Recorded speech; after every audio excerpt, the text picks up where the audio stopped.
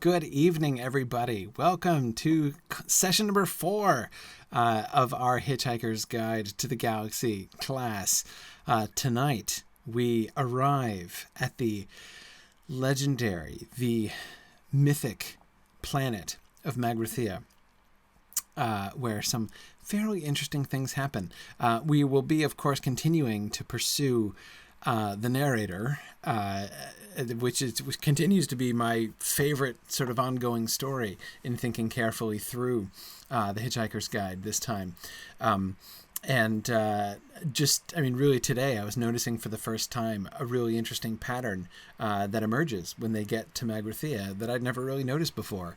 I'm still not 100% sure what to make of it, but I thought it was really interesting, so I'm going to be interested to hear what you guys have to make of it here as we talk about it tonight. But quick, before we start, just 2 quick announcements. First, don't forget, TechSmoot is coming up very soon. It's the 13th of January, Saturday the 13th of January. If you're anywhere near Fort Worth, I hope you'll join us. It's very inexpensive, $30 for the day, including lunch. It's going to be just a wonderful conference. So I hope you'll be able to join us for that. For undergraduates, it's only $25. We have a discount for undergraduates. So anyway, I hope you'll be able to join us. I mention it especially now because this is most likely the last session we'll have before the deadline is passed. So I wanted to make sure to mention it, as this may be my last chance to mention it before the event happens. So, but that reminds me then of my second announcement, which is to remind you that we will not have class next week. So our next session, which should be our final session on the book, will be the first week of January. So that'll be on Tolkien's birthday, January 3rd. So that'll be the 5th session, last session on the book, and then we'll be off the next week because I'll be in Texas in preparation for TechSmoot, and then the week after TechSmoot. So that would be the 18th, I believe. No, that just totally doesn't add up. Must be the 17th. We will. We'll be back and we'll do a final session then in which we will talk about the radio broadcast, the original radio broadcast of Hitchhiker's Guide to the Galaxy. And yes, Neil, you're absolutely right. Thank you for the reminder there that the early bird pricing for MythMoot ends before too long as well. So that's another thing to keep in mind. So we've got both of those deadlines rapidly approaching for upcoming conferences. So it's going to be awesome. Hey Neil, funny you should. I was thinking of you because I think we're discussing the possibility of a Babylon 5 discussion panel at MythMoot this year. I'm really psyched to sit and talk with folks about Babylon 5 for a while. So yeah. That'd be awesome. Yeah, Neil. I figured you would get pulled into that. So yeah, I'm psyched. Stephen has a question about lodgings for MythMoot. Yes, there's lodgings at the facility there. That is by far the easiest thing because we're going to have all of our meals and everything are going to be right there.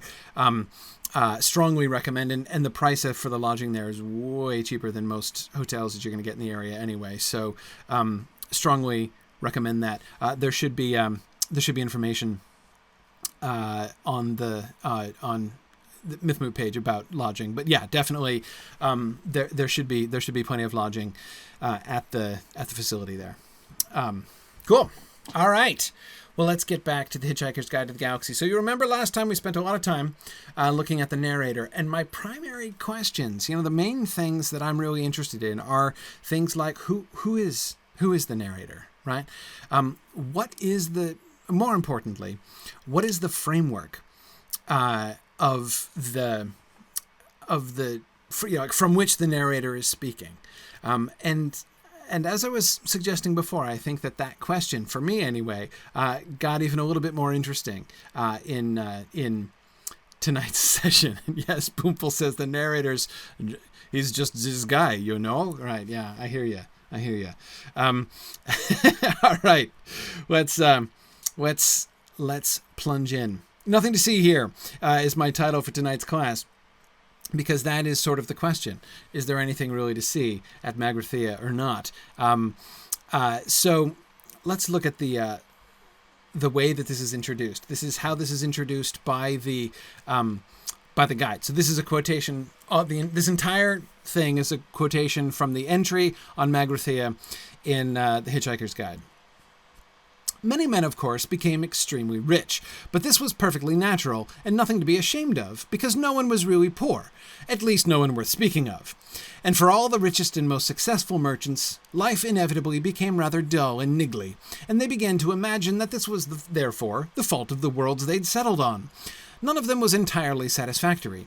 Either the climate wasn't quite right in the later part of the afternoon, or the day was half an hour too long, or the sea was exactly the wrong shade of pink. And thus were created the conditions for a staggering new form of specialist industry, custom-made luxury planet building. The home of this industry was the planet Magrathea, where hyperspatial engineers sucked matter through white holes in space to form it into dream planets, gold planets, platinum planets, soft rubber planets with lots of earthquakes, all lovingly made to meet the exacting standards that the galaxy's richest men naturally came to expect. But so successful was this venture that Magrathea itself soon became the richest planet of all time, and the rest of the galaxy was reduced to abject poverty. And so the system broke down, the empire collapsed, and a long sullen silence settled over 1 billion hungry worlds, disturbed only by the pen-scratchings of scholars as they labored into the night over smug little treatises on the value of a planned political economy. Magrathea itself disappeared, and its memory soon passed into the obscurity of legend. In these enlightened days, of course, no one believes a word of it. Okay. Now, what do you notice about the tone here? What I want to do is I want to be really careful. How to describe this? I want you to tune your ears sensitively to moments in the text here that seem to kind of send up signals or sort of... It's like raising a red flag, right? Like, something about it was a red flag, except it's not a red flag in the sense of being like something bad or dangerous necessarily, but is there something that doesn't fit? Is there something that jumps out to you, right? What do you notice in this passage? And what do we see from that? Caden, I think you are exactly correct. The first thing, and I think also it's one of the biggest ones, I started exactly the same place that you did, Caden. At least no one worth speaking of. That's a great first observation. That sentence, of course, is another classic example of that Adams-ish sort of stinger at the end of a long sentence, right? We've been seeing that pattern from the beginning of the book. But of course, that very pattern itself helps to draw our attention to the bit that's after the dash at the end of that sentence, right?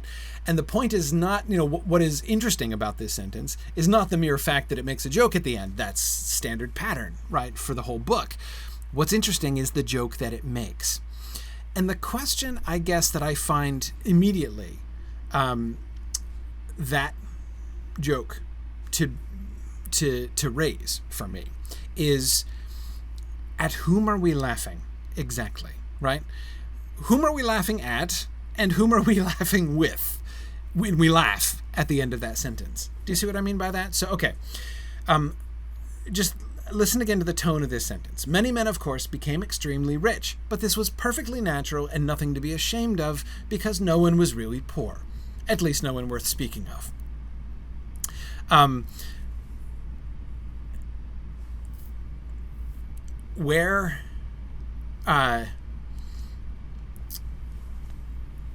Good shame, yes, to be ashamed of, because no one was really poor, at least no one worth speaking of, right? First of all, notice that the speaker here, the writer of this passage, goes out of his way to point out that it's nothing to be ashamed of, right?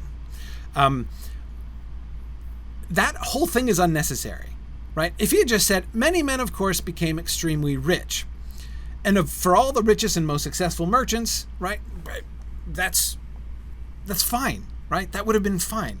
The mere fact that he goes out of his way to say, this was perfectly natural and nothing to be ashamed of, right?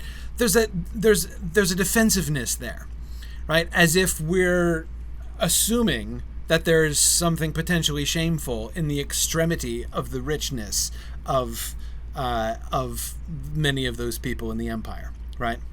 And it explains that, hey, no, if you think that's something to be ashamed of, you're wrong. It was okay because no one was really poor, right? So there were no victims here. So it goes out of its way to draw our attention to the fact, and if we weren't thinking that is that something to be ashamed of, we are now, right? Okay, so we have raised for us the question: is it shameful or not for how extremely rich these people have gotten? And the terms are about equality and inequality, right? The inappropriate distribution of wealth, that's the issue, right? And it, again, the very excusing of it raises that issue. No one was really poor, right? The implication being, okay, if some people were really poor while others were getting extremely rich, that would be something unnatural and to be ashamed of, right? Those are the implied terms of the defense that the writer is giving of the extreme wealth, right? Of the men in question. So this shows us, therefore, right, the stance that the writer is taking is that he's looking out for the little guy, right? He's sensitive to the fact that if some people were getting stepped on, it would be bad, right? But don't worry, nobody is. At least nobody worth speaking of, right? So we see the joke is the fact that the writer is unashamedly elitist, right? He's making a defense, right? To say, oh, no, don't get the wrong impression. It wasn't elitist or anything, right? And then he makes an explicitly elitist statement at the end.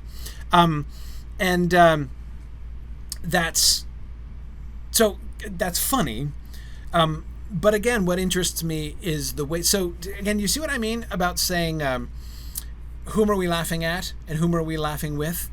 My answer, at least after the first sentence, and again, and this is why, as I said, Caden, I think it's really it's a really great observation. That's where it starts for me here.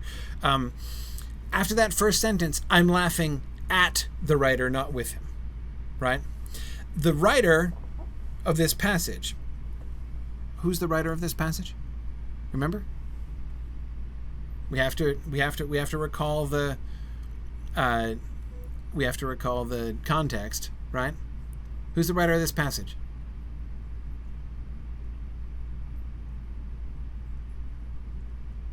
It's the guide, Rob. Exactly. Yes. As Arthur says, the book. Right. So whoever wrote. So we don't know. That's one of the things that's interesting about this. Right. This is not our narrator.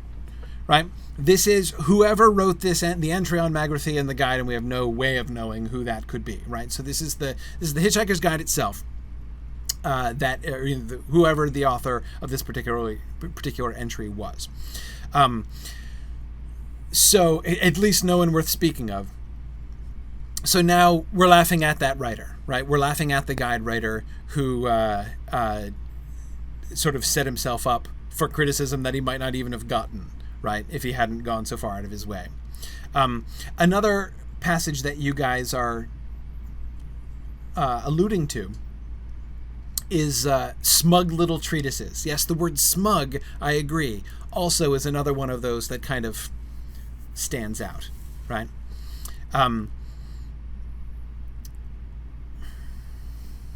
The significance of these things, see, it's really difficult when you're playing the game.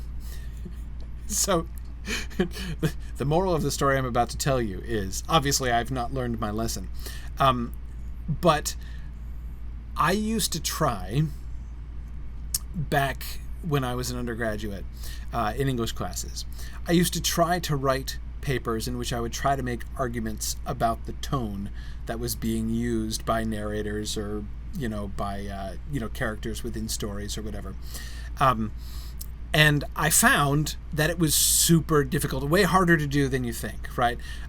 Tone and style both, actually, but tone especially is it's easy to pick up on, super hard to prove, right? When you're in the business of saying, I got to present evidence, right? Clear, black and white evidence of what the tone of this passage is. It's very, very difficult to do. It's very, very difficult to nail down, right?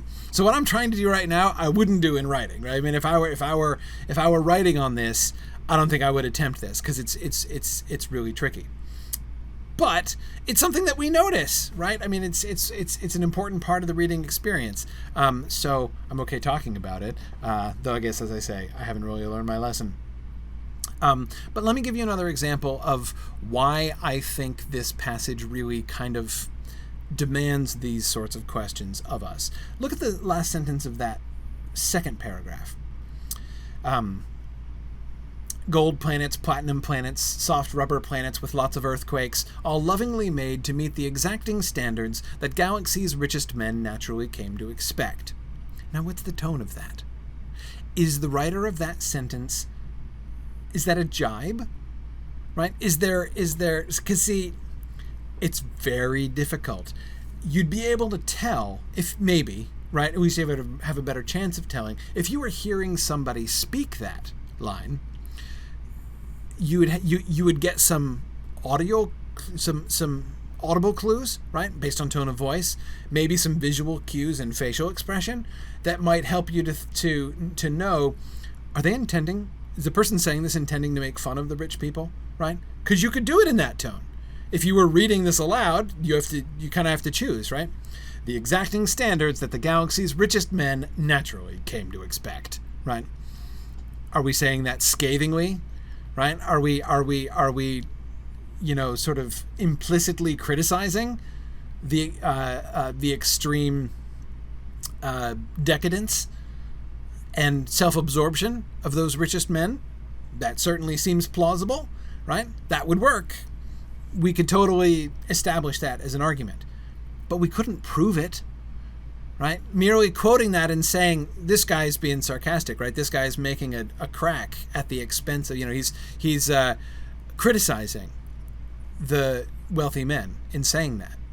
But yeah, you can say that, but you can't prove it because it could just be entirely serious. How can you know? Right? Lovingly made to meet the exacting standards that the galaxy's richest men naturally came to expect. Is the writer in sympathy with the richest men, or is he critiquing the richest men? It would work either way, right? So therefore, when you have a passage like this, the thing to look for are like the telltales, right? Are there any places where we're given cues which help to frame all the rest of it, right? Which are there moments which are kind of giveaways, right? Which really do jump out and point in a particular direction. Again, it's not proof, right? If somebody is, if somebody else reading the book who thinks completely opposite from you, they're unlikely to be convinced by that kind of argument. But you can at least build a stronger argument, right?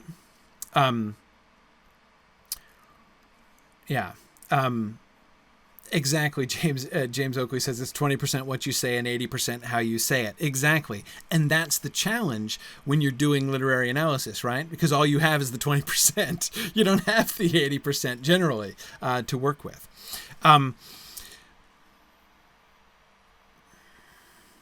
Caden, I agree with you.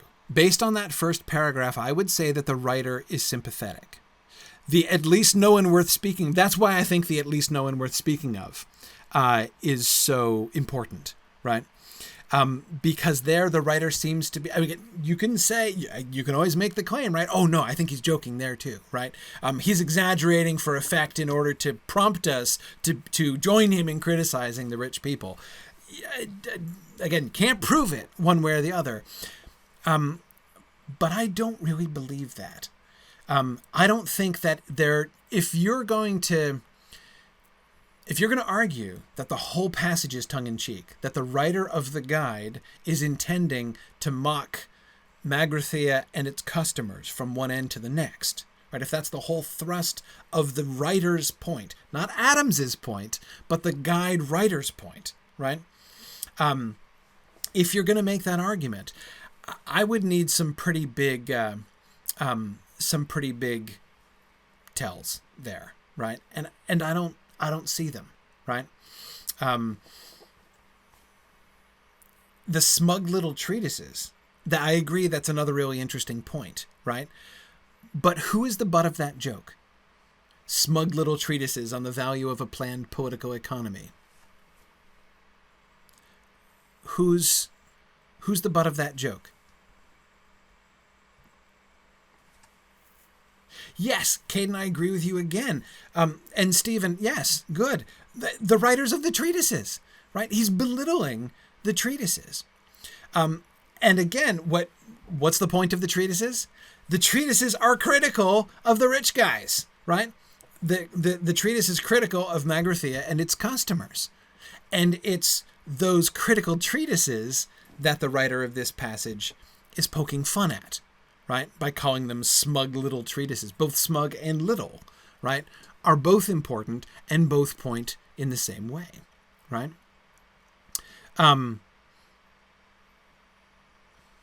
Yeah.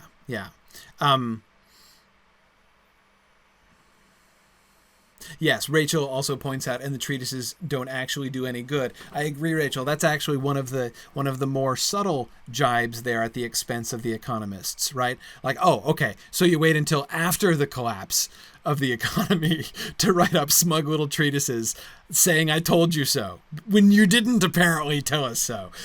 Yeah, right. Anybody can write a little treatise like that after the fact to say, now that the economy has collapsed, we now proceed to write smug little sanctimonious treatises about the value of a planned political economy, right?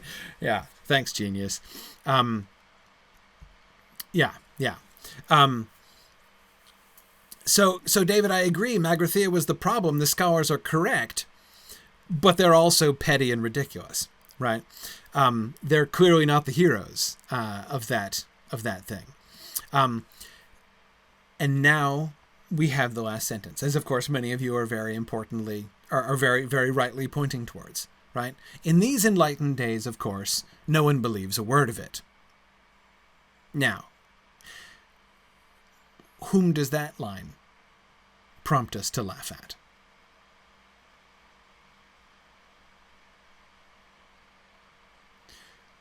Where's the joke? At whose expense? And how can we know?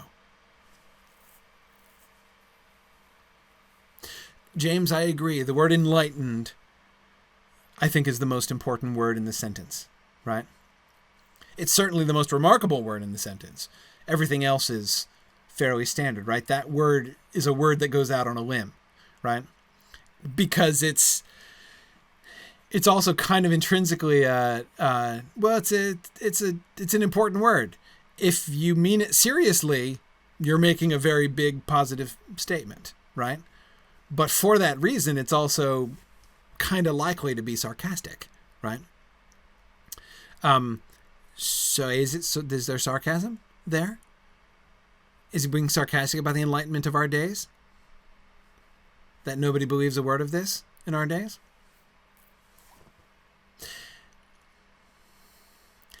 Stephen, excellent. We have to remember the context as well. Though it's a little tricky, right? But Stephen, you're absolutely right that it's important for us to recall. We know it's all true, right? This comes after we're told that Zaphod has discovered Magrathea, right? Or at least Zaphod has claimed he's discovered Magrathea, and at least we have some reason to believe that it might be true, right? But Stephen, that makes it tricky, actually, right? If the writer of this entry also knew that it was really true, then it would prove that it was sarcastic. But we have no reason to think that. In these enlightened days, of course, no one believes a word of it. Yeah, now, David, you're right. We haven't yet had it proved to us, right? We only have Zaphod's claim that he has found Magrathea. So you're right. You know that it's not yet been confirmed.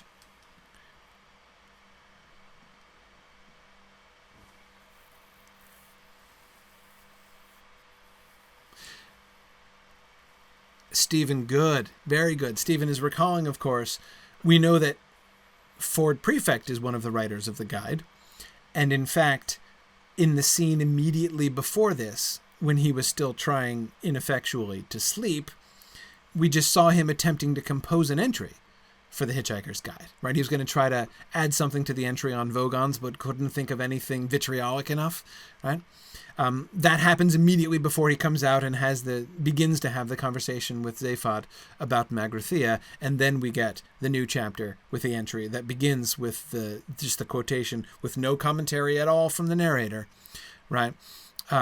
On the guide. So Stephen, I do think it is interesting that we have just been freshly reminded of Ford Prefect's, the fact that Ford Prefect is one of the guide writers, right? And as you point out, Stephen, he is skeptical, right? He doesn't believe. Now, that doesn't prove, of course, that no writers of the Hitchhiker's Guide believe in the existence of Magrathea, but it's interesting, right?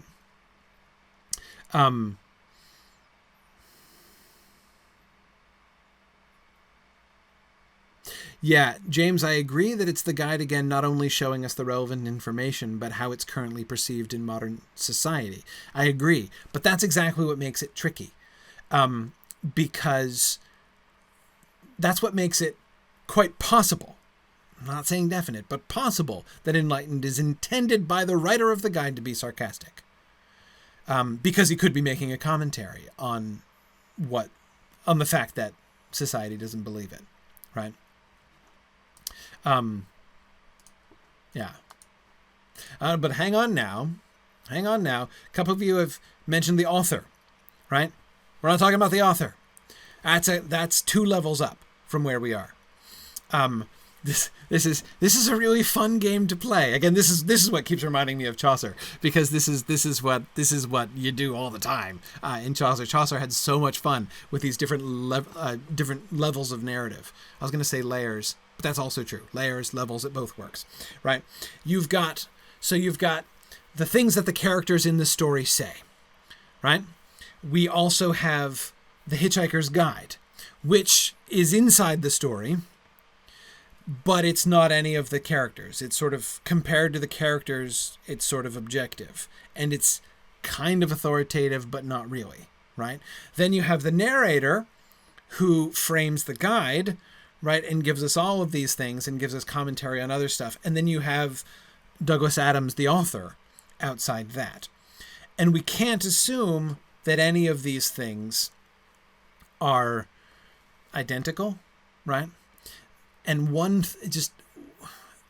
mistake, very understandable mistake, but one mistake that lots of people make is identifying the author with the narrator, right? As if the narrator is just transparently speaking for Adams. Not necessarily true at all. So whatever we learn about what the author of this passage, by the author of this passage, I mean the author of the Hitchhiker's Guide, right? Yeah, exactly. So we have to be good. So that's why I'm trying to keep my vocabulary straight. I'm calling that person the writer, meaning the writer of the guide, of this guide entry anyway, and then the narrator, and then the author above that. Okay, I just want to make sure we're very explicit about all of these things. Okay. Now, we don't have any, now, and this is one thing that I would also say. I don't think we have anything like, enough evidence to even guess at who the author of this was, like who the writer, excuse me, here I am messing up my vocabulary again, who the writer of this entry was. I mean, it could be Ford, could be Zaphod, but we have no idea and no way of knowing, and no internal hints that even vaguely point us in that direction. And so therefore, to say that is merely to guess, and we shouldn't guess, right? Sometimes we must boldly leap forward to an inductive conclusion, but that's not the same thing as guessing about something for which we can have no evidence at all, right? If we can have no evidence at all, we can't really bring it in. Okay. A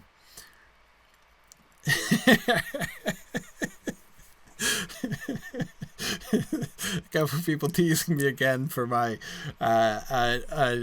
using this class as like product placement for my Chaucer class, my Canterbury Tales coming up in the spring. Totally unplanned by me, but I can't help it. It's what I keep being reminded of. Yeah, and Jennifer, that's exactly it. That's exactly it. Like a Russian nesting doll, all these layers of people all sort of laughing at each other. And the great game, right? The great game is to figure out, where do we sit, right?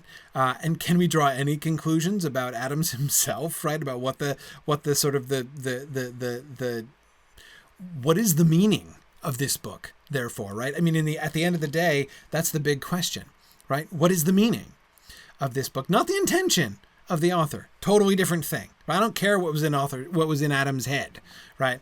I don't care what he thought he was trying to get at. I mean, okay, I don't say I don't care. I'd be a little bit interested to hear him talk about to hear him tell us what I know he's dead. But I mean, it's not his intention that I'm interested in, right? The much more important question is, what does the book mean? And that is the really fun thing that really gets hard to sort through. Cool. Karita, white holes are a theory. White holes have not been observed, but they've been speculated about. Yeah. Okay. All right.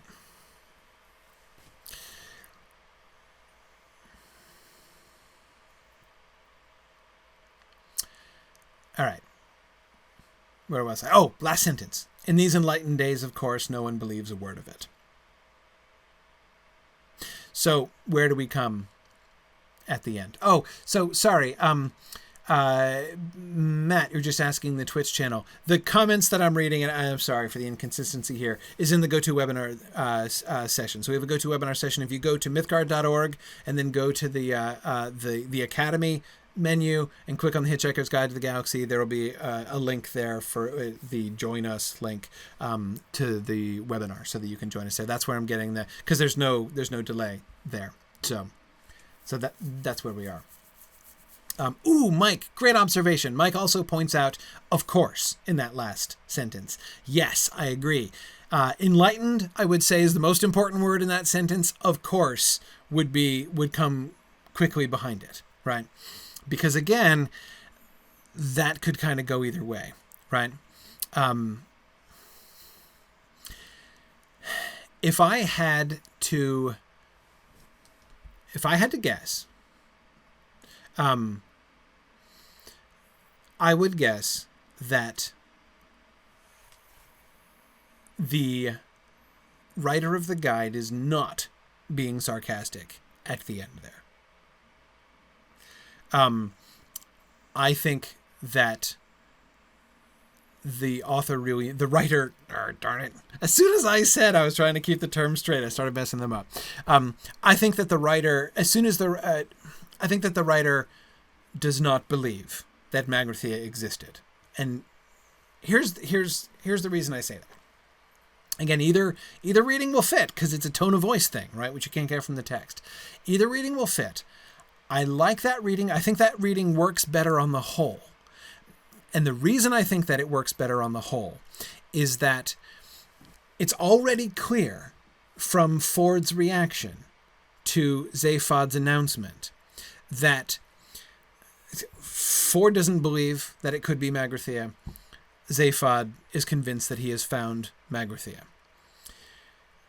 But it's not just...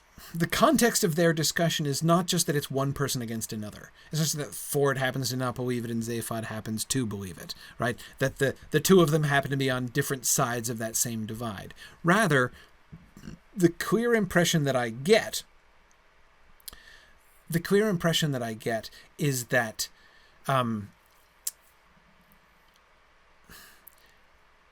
Ford is voicing common opinion, right? Ford is as incredulous as he is because he's stating, like, the party line, nobody believes that Magrathea exists, right? It is accepted to have been a myth, right?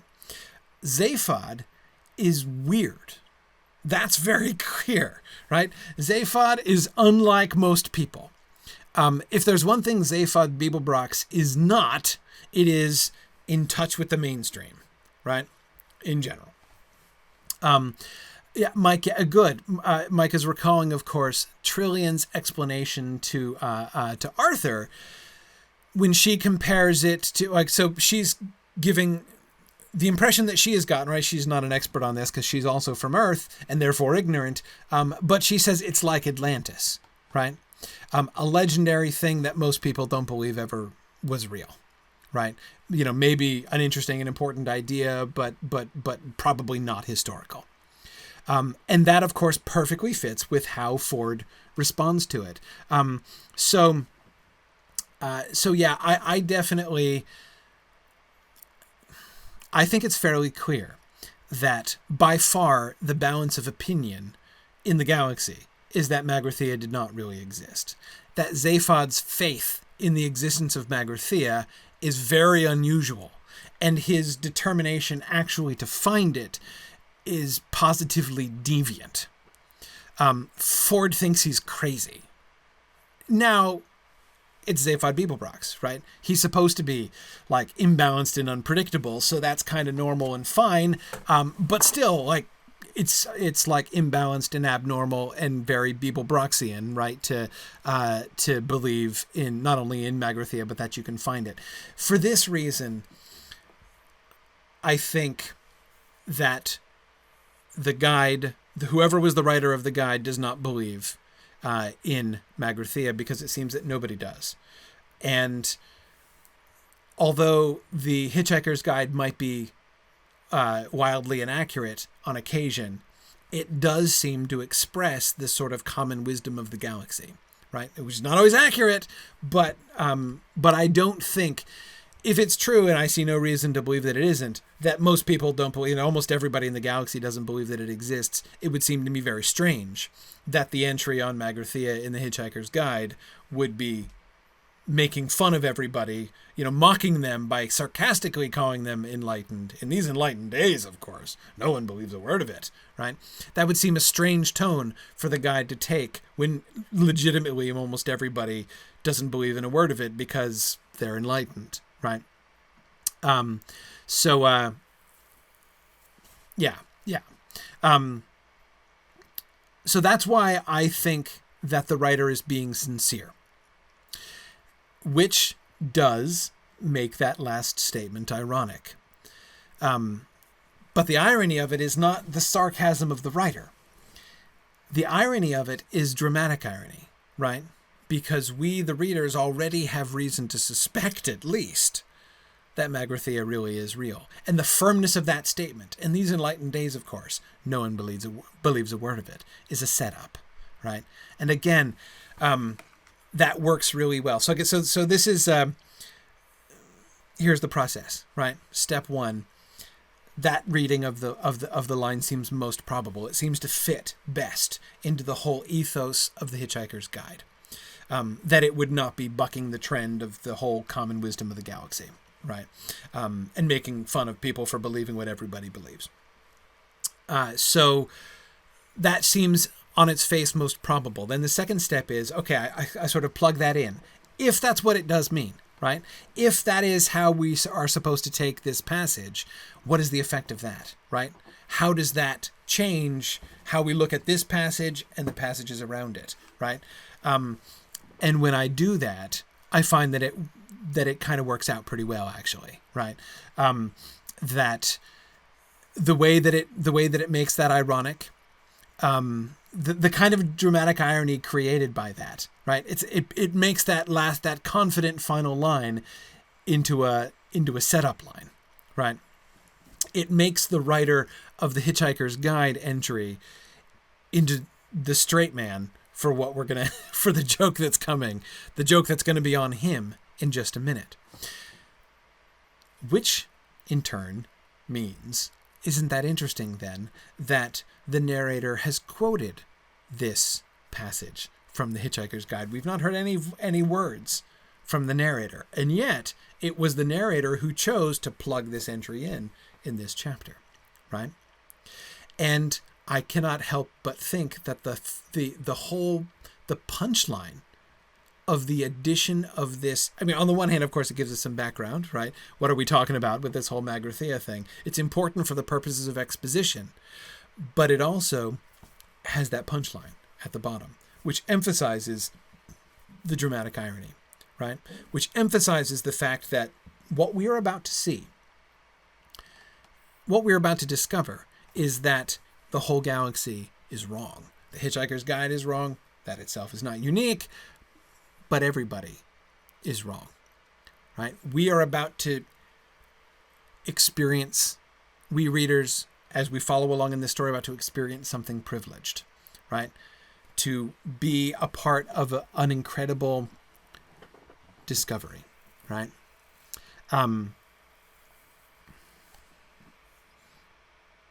With that in mind, let's keep going. That's what leads me to this really interesting passage. So it was that passage. I was kind of, rolling around that passage, trying to wrap my mind around it, right? And what exactly, where it puts us as readers. And again, who we're laughing at and why. And as soon as I'd been wrestling with that, I began to notice these other things. Look at what happens in this passage. This is Trillian, right? She's breaking in the middle of the argument between Ford and Zaphod. Yes, I know there's a planet there. I'm not arguing with anyone. It's just that I wouldn't know Magrathea from any other lump of cold rock. Dawn's coming up if you want it. Okay, muttered Zaphod. At least let's give our eyes a good time. Computer! Hi there! What can I... Just shut up and give us a view of the planet again. A dark, featureless mass once more filled the screens, the planet rolling away beneath them. They watched for a moment in silence, but Zaphod was fidgety with excitement. We are now traversing the night side, he said in a hushed voice. The planet rolled on. The surface of the planet is now 300 miles beneath us, he continued. He was trying to restore a sense of occasion to what he felt should have been a great moment. Magrathea! He was piqued by Ford's skeptical reaction. Magrathea! In a few seconds, he continued, we should see there. The moment carried itself. Even the most seasoned star tramp can't help but shiver at the spectacular drama of a sunrise seen from space. But a binary sunrise is one of the marvels of the galaxy. Out of the utter blackness stabbed a sudden point of blinding light. It crept up by slight degrees and spread sideways in a thin crescent blade, and within seconds, 2 suns were visible, furnaces of light, searing the black edge of the horizon with white fire. Fierce shafts of color streaked through the thin atmosphere beneath them.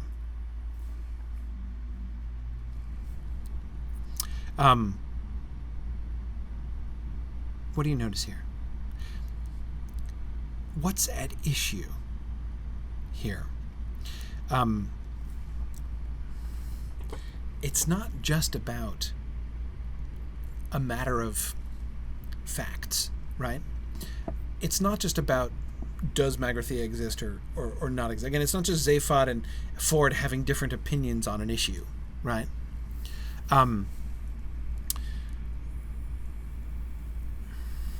Yeah, Mike, you noticed that too. Whenever I see that, Mike, I get real suspicious, right? That's something to make me sit up and what Mike is observing. That last paragraph, the narrator is all eloquence and no jokes, as Mike says. See, Mike, all the way through that last paragraph, I'm waiting for the joke, right? Where's the joke? Surely the last sentence of the paragraph is going to contain the joke, right? With long build up and then bam at the end, right? That's the Adams-ish style, right? It doesn't come, right? It doesn't come. The narrator is assisting Zaphod in, right? in capturing the moment. Except, wait, what is it capturing? What is the narrator capturing? What is being built up in that? What is being built up in that paragraph? Yes, Caden, exactly. The sunrise. The sunrise. What is not being built up in this paragraph?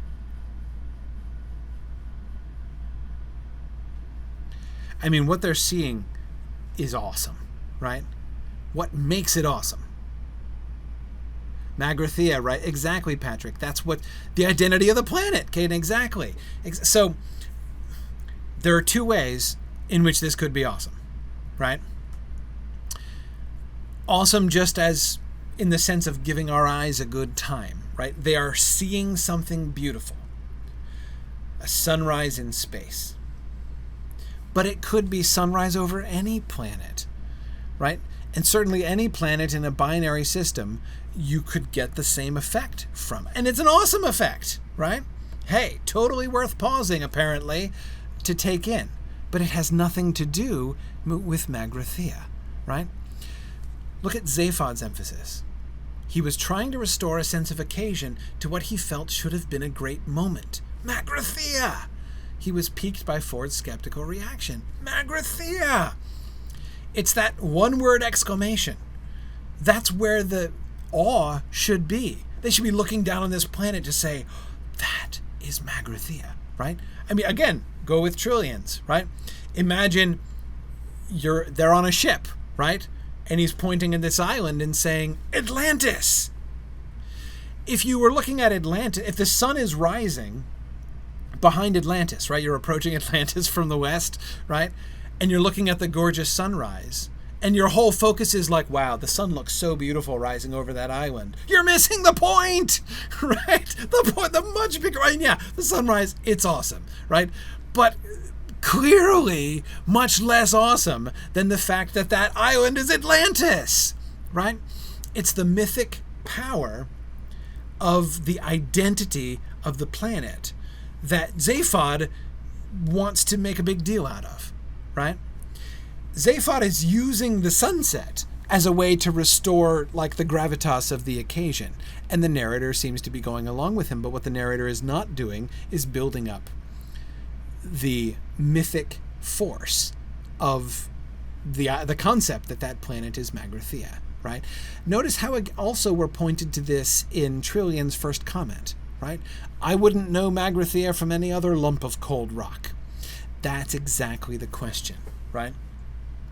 That's the thing that is really at issue, in a sense, or at least one of the things at issue in the debate between Ford and Zaphod. Is this Magrathea, or is it just any other lump of cold rock? If it's any other lump of cold rock, then it's not important, right? Lovely sunset, right? That's great. But again, it could be, you could see it anywhere in the galaxy. Always appreciated whenever you find it, but it's just a lump of cold rock. Or is it Magrathea, the most improbable planet in the galaxy, right? Has he found the true legend?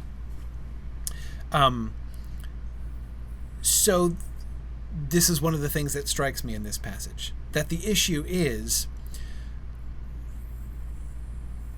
this an important mythic moment, or is it not? Right?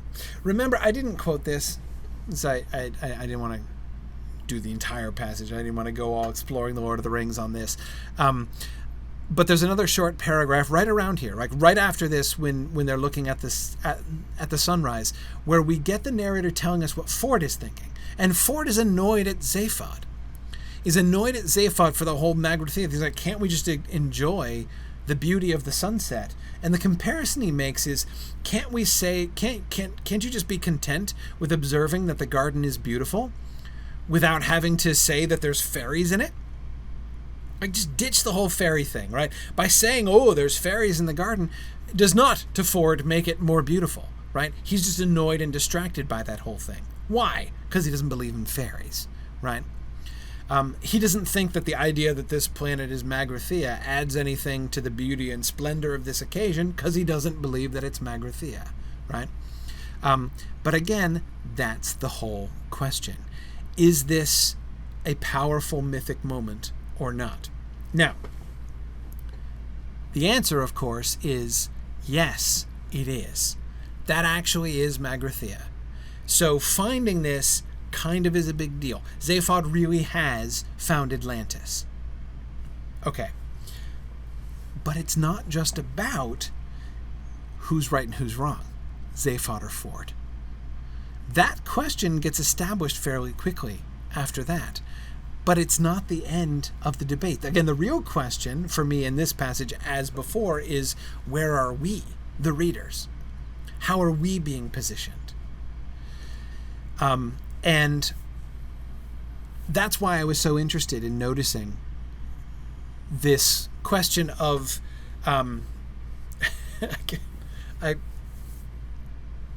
sorry, Tolkien geek moment. I couldn't help but think of the epigraph to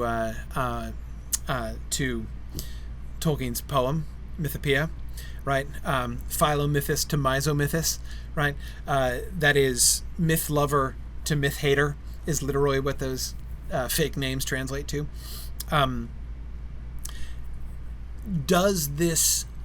Is this story, as Magrathea is presented to us, is it being presented to, are we being prompted to react in a mythophilic or mythophilic and mythophobic would be, but that doesn't work. In a philomythic or a misomythic way. Are we resistant to the myth and we're puncturing that? We're kind of keeping it non-mythical, right?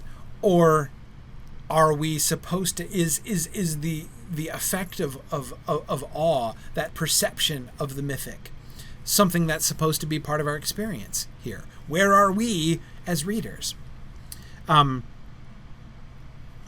Let's keep going,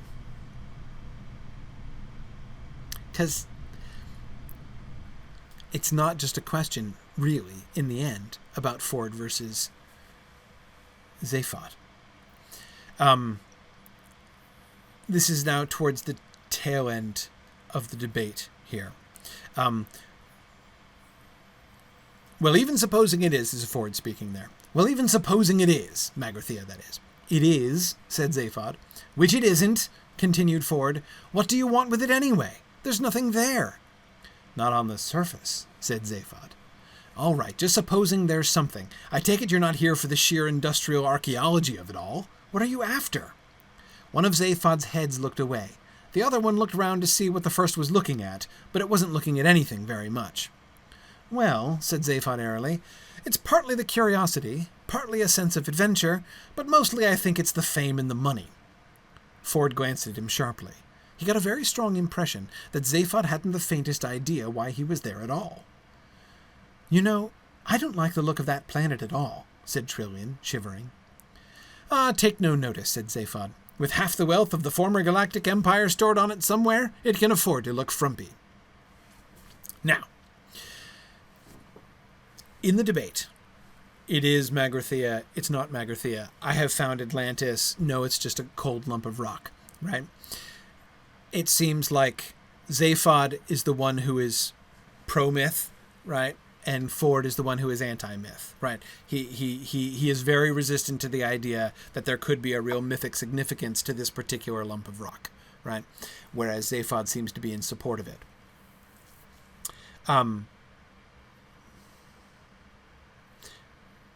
But look at what happens. It's partly the curiosity, partly a sense of adventure, but mostly I think it's the fame and the money.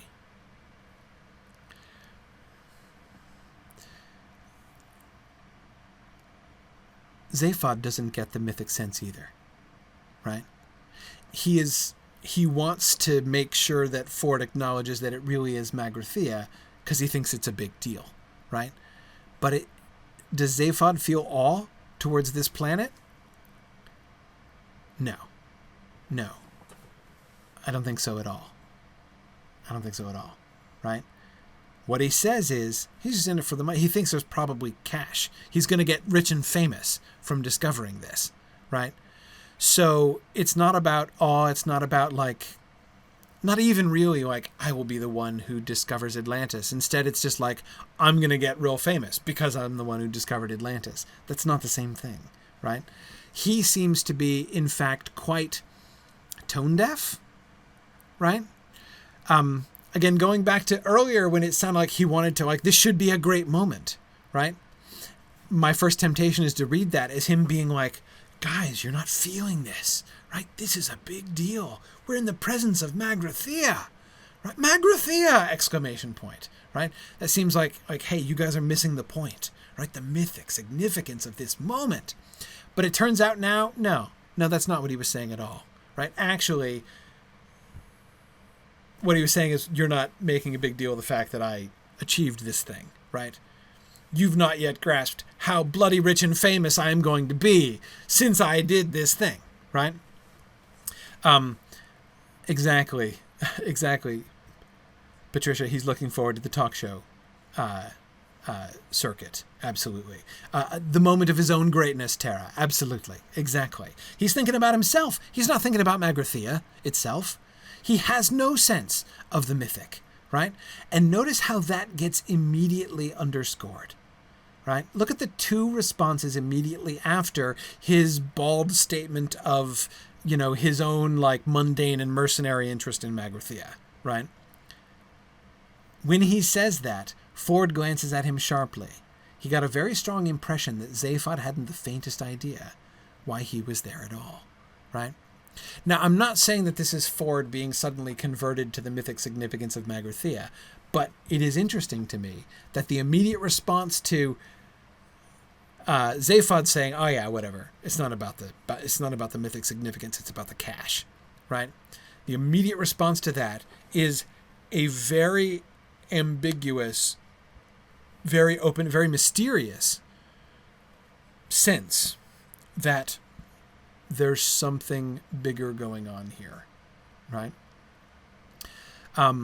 Again, this is not Ford getting the mythic significance of Magrathea, but it's actually kind of starting to move in that direction. The very acknowledgement that there's something more than meets the eye going on here, right, begins to push. Exactly. Mike Moore says, perhaps Zaphod was meant to find it. Exactly. That same kind of mythic significance that Gandalf points to with Frodo there. Precisely.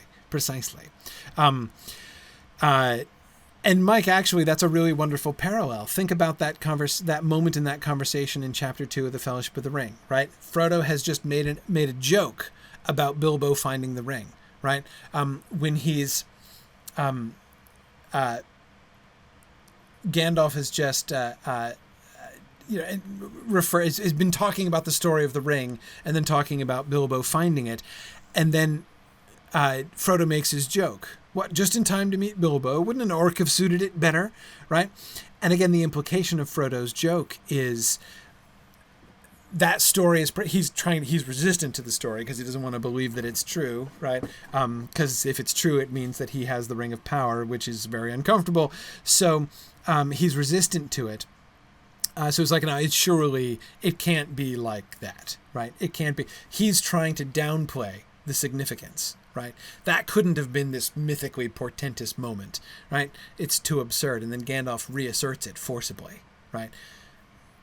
I can put it no clearer than to say that Bilbo was meant to find it, right? Yes, that moment of Bilbo putting his hand on it blindly in the dark is full of awe-inspiring mythic significance, right? And Stephen, no, it's not a comforting thought. That's the whole point, right? Frodo is uncomforted by the fact that moment turns out to have been really significant, right? But again, so Mike, I know you're joking. I think it's that it's really good, but I actually do think that that's an instructive parallel, really. The very fact that I almost called him Frodo, that Ford is now thinking there is something else going on here. And then the next sentence, I don't like the look of that planet at all, said Trillian. shivering, right? Remember Trillian, she wouldn't know Magrathea from a cold lump of rock, right? Magrathea means nothing to her. The name does not evoke it. Ford is resistant to the mythic significance of Magrathea, but he recognizes it, right? I mean, Magrathea is a legend. So if this planet were actually Magrathea, he'd have to acknowledge that was a big deal, right? It's not a big deal to Trillian. She's barely ever heard of it, right? And so she's like, I couldn't tell the difference between Magrathea and a regular cold lump. But now she, who couldn't tell the difference, right, who wouldn't know Magrathea from any other lump of rock, is now looking at this lump of rock and for no reason suddenly having a bad feeling about this, right? She doesn't like the look of this planet at all. Captain, I'm frightened. See, I was comparing Trillian to Han Solo rather than going with Uhura, because it seemed a little bit more dignified. But anyway. Yeah. So, Joyce, hang on, Joyce. You're speculating about why Zaphod was meant to come here and how and why this was arranged. But wait, we don't have enough data on that yet. We'll come around to that, right? But I step back from this passage and I say, notice what's happening here. What we're getting is we're being pushed in both ways again, right?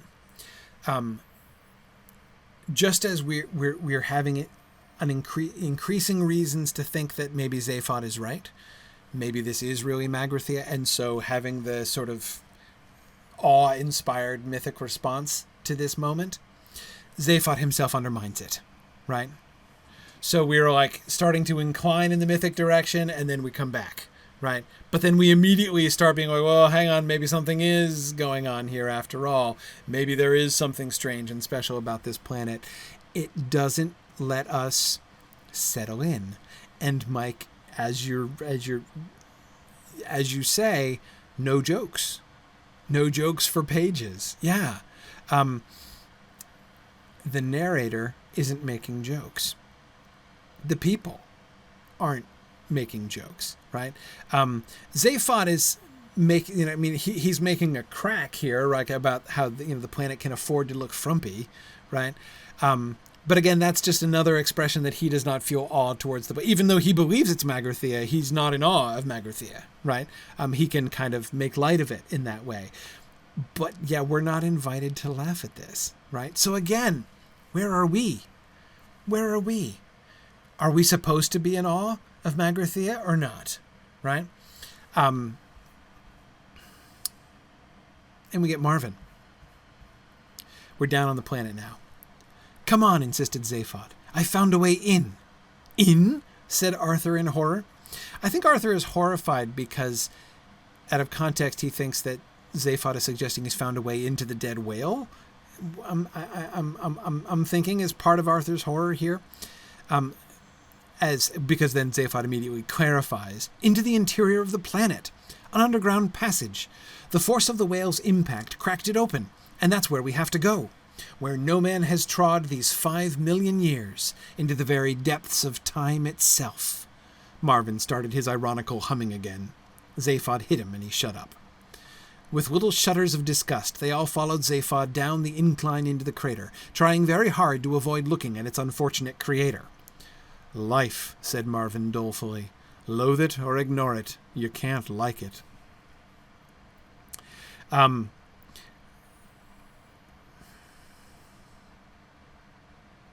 Yeah.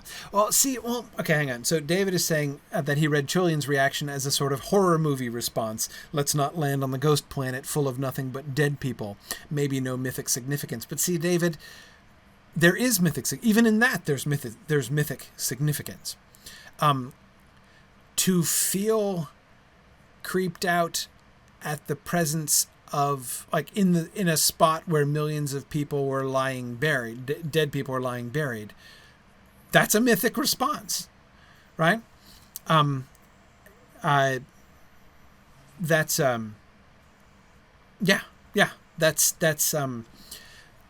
it's a different kind of myth, right? Different than the awe of finding Atlantis or finding Magrathea, but it's still more than the sort of crudely practical and material response that Zaphod has, right?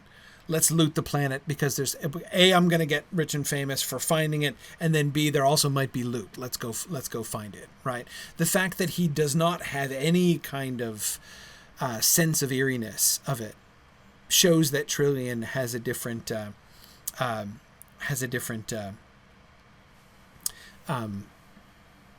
sensitivity to the things.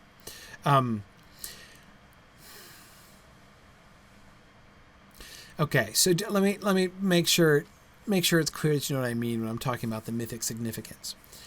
I'm not here necessarily referring to a particular meaning or a particular theme. Back to the garden and the fairies, or the sunrise over the island of Atlantis, right? There's a difference between coming to an island, well, you're an explorer, right? You're on a sailing ship.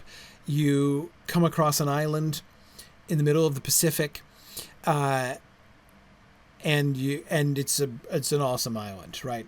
It's completely gorgeous, and it's like I was just in Hawaii, right? I know of what I speak, right? So you go to, and you're just like, wow, this place is awesome, right? This is a really great island. It's really comfortable here. I'd quite like to build a summer home here, right? That is having a response to the island, which is not mythic, right? It can be appreciative, right? It can be aesthetic, right? You can appreciate the beauty of it, but there's nothing mythic in that. It's practical. Even its aestheticism is practical in a sense, right? Again, you can respond to the beauty of it, but there's nothing else, right? But if instead somebody tells you, when you see this island and you're observing how beautiful it is and thinking how much you might like to build a summer home there, if somebody tells you, or if you suddenly, as you're walking around, come across a ruin which leads you to conclude that this is the lost island of Atlantis, now you feel differently, right? It hasn't changed your aesthetic judgment, right? It's still just as beautiful. It's not more beautiful than it was before, right? It's not less suitable for a summer home, right? But it has this significance, the idea of Atlantis, that it is Atlantis, has a kind of, which inspires awe, right? And other things, right? But it's, so when I talk about mythic significance, that's what I'm talking about. That sense of something more, right? Something more than practical value, something more even than aesthetic value, something even more than just it being attractive, right? Yeah, Ian. Yeah, that's another good example, Ian. Like if you go, you're in the desert and you you go to this big city, right? And you're wandering around the city and you're like, oh, hey, look, there's this really interesting Middle Eastern city. And then after you get there, you find that it's Jerusalem, right? Now, there is a mythic significance. There are many mythic significances to Jerusalem, and lots of people will respond to that in lots of different ways. But it's more than just a city in the Middle East, right? Whatever you think of it, it's more than just any other city, right? There are mythic associations with it. Again, it's important. Certainly, Patricia, yes, greater than the sum of its parts. Absolutely. So, again, my question is, I'll give a third example, right? Visiting Gettysburg, Pennsylvania, right? Gettysburg, Pennsylvania is a cute little town, right? And it's quite lovely. But when I'm standing in this big field right outside of Gettysburg and thinking, aren't these trees and hills lovely, right? They're not made more lovely by the fact that I know I am standing on the hill that Pickett's charge was climbing up, or that I'm standing on the hill, that the main regiment charged down. I it doesn't change the surroundings, but it has a greater significance. I'm standing in a field which looks a lot like many other fields that I've stood in, right? And yet there's this sense of awe to it, right? Because it's Gettysburg, right? Okay, so that's what I'm talking. I just want to clarify that. I know it's easy to kind of talk in house about this kind of thing, especially since, when we talk about Tolkien, Tolkien talks about myth a lot. When we talk about Tolkien, we talk about myth a lot. But I don't want to take too much for granted here in talking about that. So thanks for pulling me up on that, Karita. All right. Here, we get a similar kind of thing, right? Look at Zaphod's words. Where no man has trod these 5 million years into the very depths of time itself, right? A couple people in both chats actually have compared Magrathea to El Dorado. I think that's another good comparison, actually. In some ways better than Atlantis, right? Because there's treasure involved.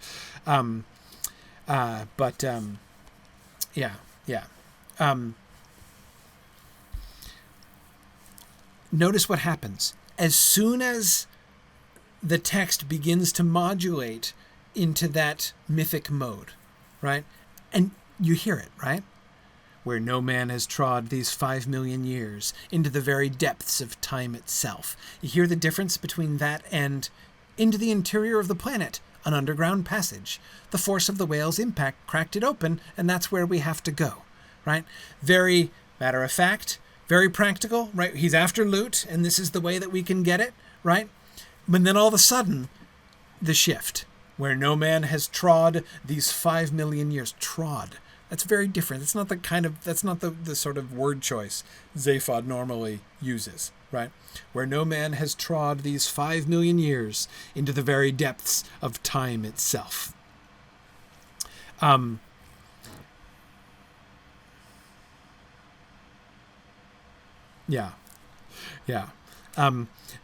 Patricia is hearing to boldly go where no man has gone before. And of course, it would not be surprising if you were hearing that, since the narrator just made a joke about that earlier on, right? No, it wasn't the narrator. It was the writer of the guide who made that joke, actually. Anyway, I agree. But sorry, Patricia, I wanted to come back to that. The parallel to the opening your parallel to the opening sequence of Star Trek is perfectly just, right? That is precisely the tone that James Tiberius Kirk is speaking in, right? The whole point is that Kirk's voiceover is trying to give you a sense of the significance of this, right? You could imagine a voiceover which creates the opposite effect, right? This is the story of a bunch of people kind of like going around space and occasionally getting into trouble, sometimes seducing things and squabbling with each other. And like the security guys who wear red dying regularly. You could make a voiceover which makes the whole thing sound banal and not even very interesting, right? The whole point of Kirk's narration is to make it sound grand, right? It's 5-year mission, right? That's exactly the tone that Zaphod is adopting here. So wait a second. So does Zaphod get it? And David, here I agree with you. David says that Zaphod's commentary maybe doesn't suggest that he actually gets it. It's almost like he's narrating his own documentary. Yeah, he's trying to establish why this is a big moment, right? I agree. I don't think that he is feeling the awe of Magrathea. I think he's making a big deal of his own discovery, right? But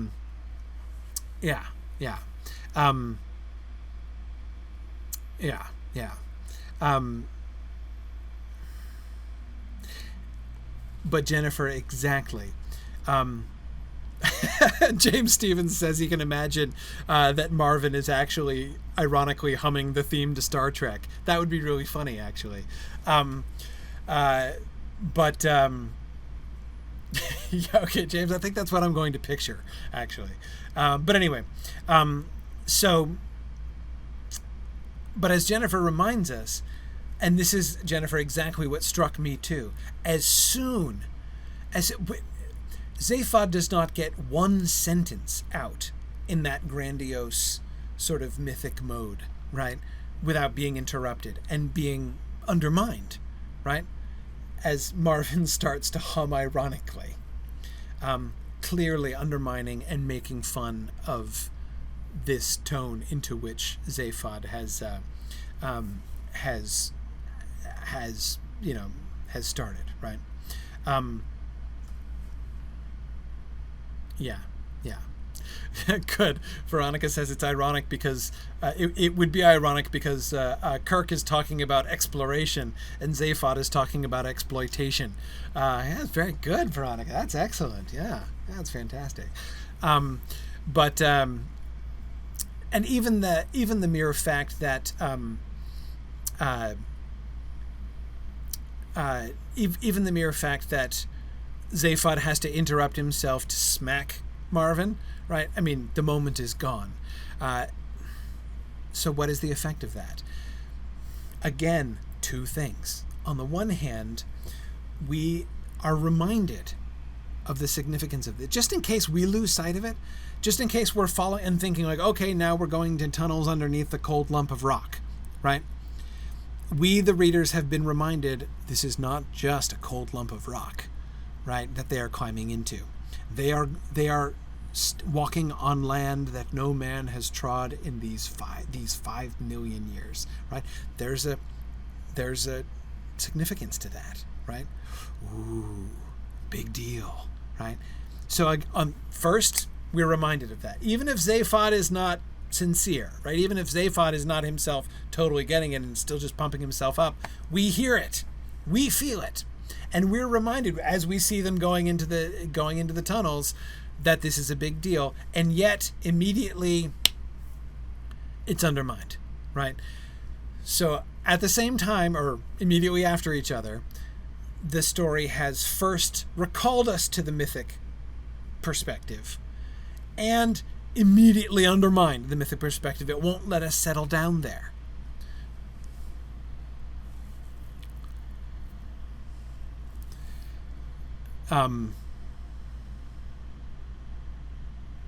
Yeah.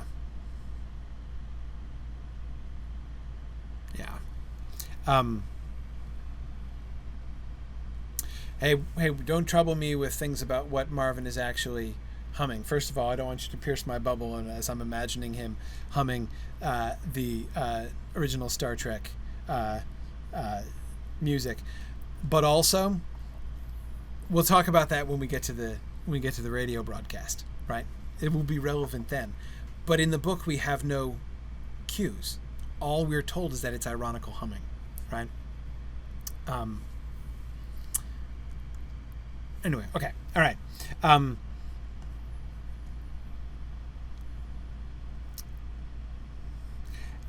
Okay, last thing. Marvin's comment about life, right? The sort of final voice, the kind of final voice of the, sort of the final note of this passage is Marvin's extremely cynical comment about life, which, like, life is kind of a big deal, right? And yet life is splattered all over the crater, right? And then B, undermined emphatically by Marvin, right? Loathe it or ignore it, you can't like it. Yeah. So again, the question I keep finding myself asking is, so okay, where does that leave us, right? Where are we here? Are we philomythic or are we mesomythic? What direction is the story pushing us? The story mind, not Adam's. I don't care what his intentions are. I don't care what he was thinking. I'm saying, where's the story pushing us? And the things that we've been doing here tonight, this is how I try to answer that question. All right, let's keep going.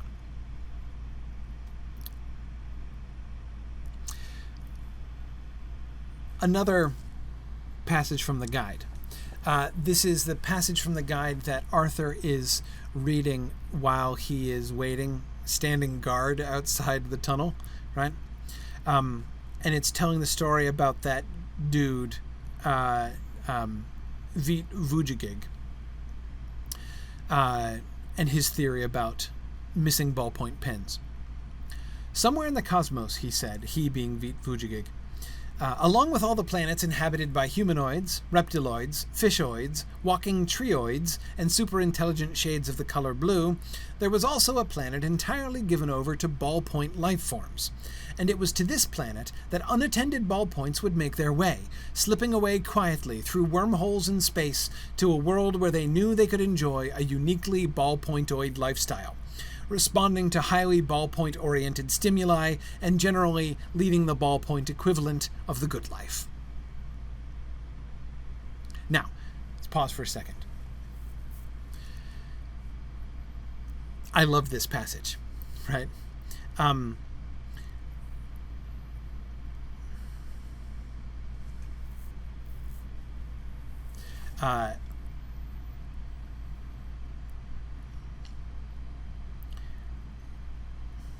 Think about what is this passage describing? What is Vit Vujigig's theory? We have what seems on the surface to be an extremely mundane and wholly uninteresting phenomenon, right? The fact that lots of people forget where they put their pens, right? And we have that mundane, totally mundane phenomenon, and we have this guy, Vit Vujigig, who suggests a theory which is altogether remarkable, right? Which suggests that beneath the surface, beneath the apparently mundane surface, everybody thinks they just forget where they put their ballpoint pens. But what really happens is quite remarkable, right? That these unattended ballpoint pens quietly pass away through wormholes in space and go to the great and legendary ballpoint pen planet, right? Where they live this otherwise unimaginable ballpoint pen life in ballpoint pen paradise, right? Jonathan says, now if he'd been writing about socks, everyone would have believed him, right? Exactly. Now, again, this is funny. And this is clearly meant to be funny at his expense, at Vit Vujigig. No one believes him, right? This is all being described, it seems, as a way to emphasize how crazy Vit Vujigig is. And yet, notice something, right? The writer of this guide entry, who's making fun of Vit Vujigig for his theory about the ballpointoid planet, right?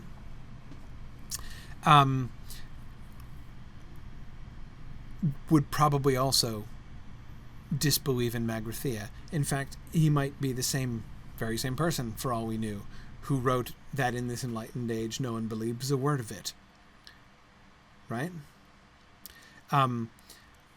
It's a funny idea. It's a mythic idea.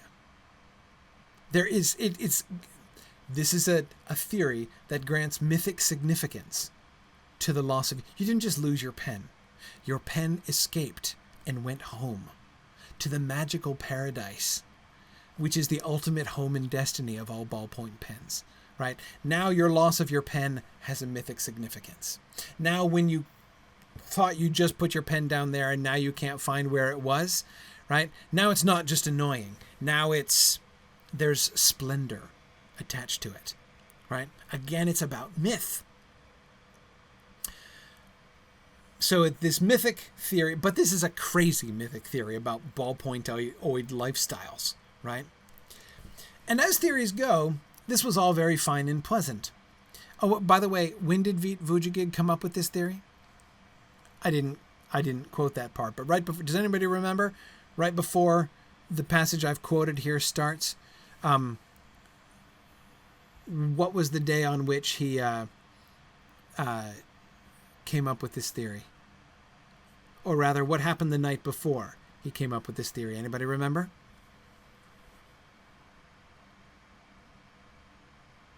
He was drinking.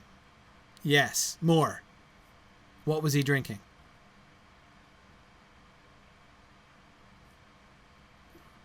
Good. Yes, he was drinking pangalactic gargle blasters with Zaphod Beeblebrox. Right? Okay. All right. Once again, Zaphod Beeblebrox is at the center of this mythic thing. Right? Okay. And as theories go, this was all very fine and pleasant until Veet Vujagig suddenly claimed to have found this planet and to have worked there for a while, driving a limousine for a family of cheap green retractables, whereupon he was taken away, locked up, wrote a book, and was finally sent into tax exile, which is the usual fate reserved for those who are determined to make fools of themselves in public. Okay, so him devising this theory of the mythic significance of the escape of pens and of the mythic ballpoint planet, that was all fine, right? It was a fun idea. We enjoy thinking about the ballpoint planet. Exactly as Karita, exactly as you're saying, it makes you happy for your pens, right? That's exactly it, right? It's a fine and pleasant theory. But when that myth, if there's a chance that that myth is going to become a fact, right? If that myth turns out to be real, that's a big deal, right? And when he asserts that it is, and that he's been there, then he must be crazy, right? Then we should lock him up. That is making a fool of himself in public, right? Him coming up with the idea wasn't making a fool of himself in public. Saying that it's real, that's making a fool of himself in public. Okay, so it's okay to tell stories, just like it's okay to tell your kids stories about Magrathea if you want them to grow up and become economists, right? But it's not okay to actually believe that you could find Magrathea or to believe that you have found Magrathea. That's why if you're Ford Prefect, you're resistant to this, right? Because you could be, like basically Zaphod Beeblebrox is kind of making himself into Veet Vujagig here, which is odd because it is Zaphod Beeblebrox who made Veet Vujagig into Veet Vujagig, right? As it happens. And remember, Arthur Dent is standing on the lost planet of Magrathea as he's reading this entry, right? Okay. When one day an expedition was sent to the spatial coordinates that Vujagig had claimed for this planet, they discovered only a small asteroid, inhabited by a solitary old man who claimed repeatedly that nothing was true, though he was later discovered to be lying. That, by the way, is one of my favorite jokes in the. It never fails to make me laugh out loud. That one.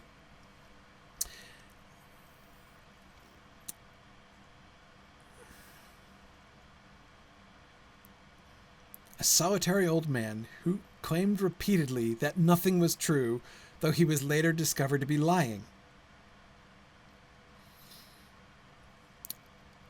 Nothing was true, right? When they go to the place to confirm whether or not this myth which Veet Vujagig claimed, and I'm going to say that name as often as I can because it's such a fun name to say, Veet Vujagig. This myth that Veet Vujagig claimed to be true, they go to confirm whether or not it's true, right? And when they get there, what do they find? Somebody who says that everything is that nothing is true, right? Who denies not myth, not the fact of that myth, but all fact, right? Nothing is true. But of course, later it turned out he turned out to be lying about that, right? So he's lying about the fact that nothing is true. So what does that add up to? So wait, have we confirmed or denied the ballpoint planet, right? They didn't find it at those coordinates. But yeah, James, exactly. The logical conclusion is that something is true, right? And for all we know, it could be the thing about but is it the thing about the ballpoint planet that's true? There did, however, remain the question of both the mysterious 60,000 Altarian dollars paid yearly into his Brandisvogen bank account, and of course Zaphod Beeblebrox's highly profitable second-hand ballpoint business.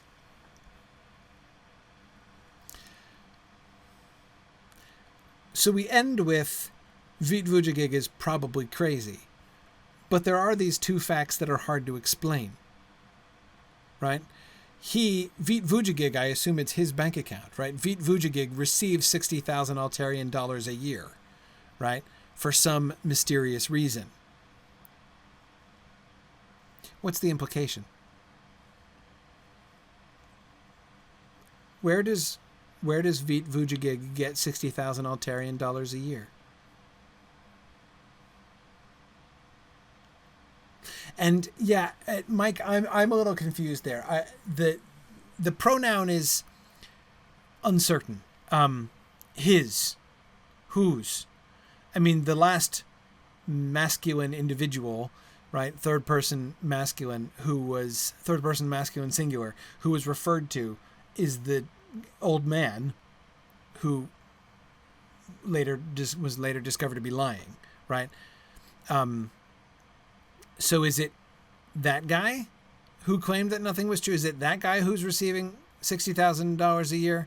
Or is it Vit Vujagig who's receiving $60,000 a year? I'm not really sure. I think it, for my purposes, could be either one of them, frankly.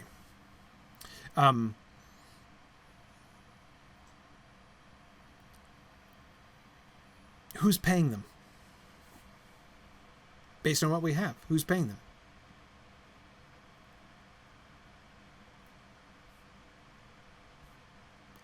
It's got to be Zaphod Beeblebrox, doesn't it?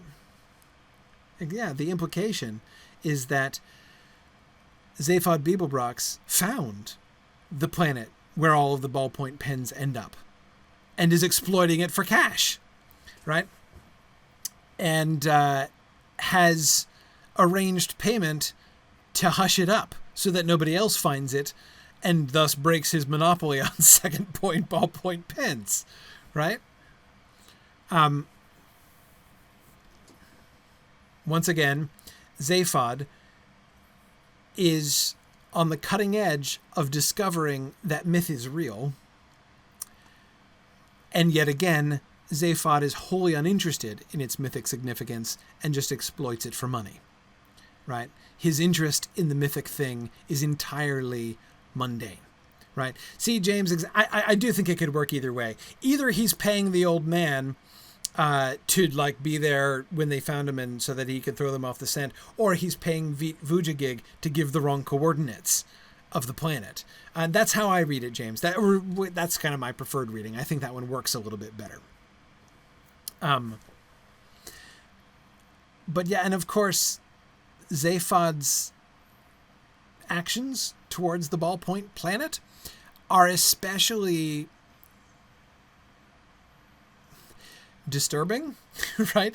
They're sort of especially counter to the mythic significance. I mean, again, think of the mythic significance. You arrive at this planet, right? I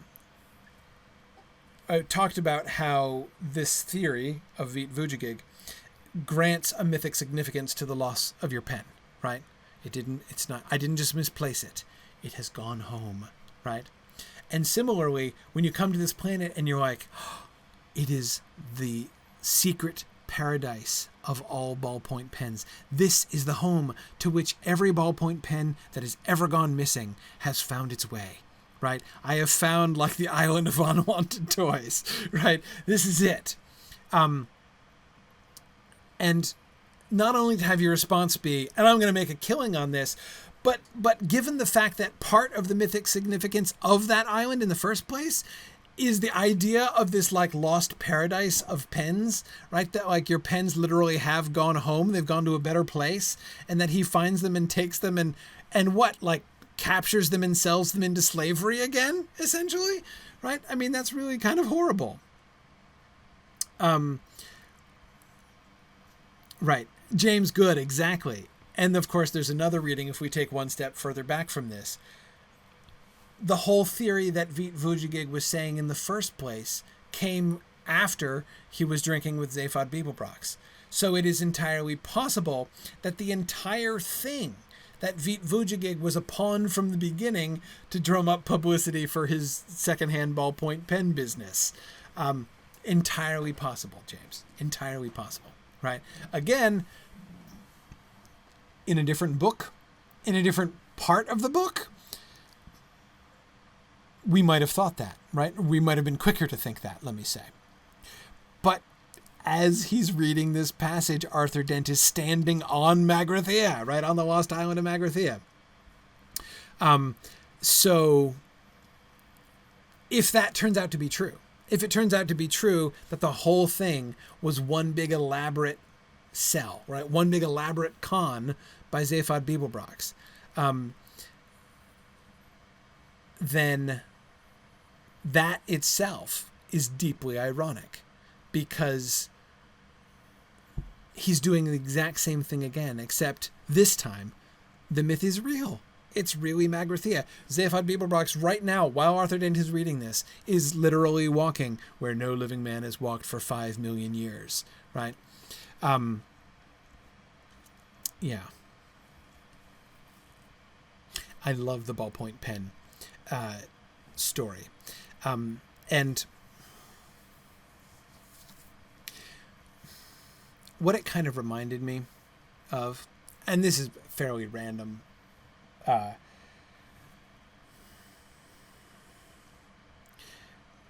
when you're reading this book, it's really tempting to overlook the quotations from the Hitchhiker's Guide. It's not that you'd skip them, you know, like unenlightened people skip the poems in The Lord of the Rings or The Hobbit.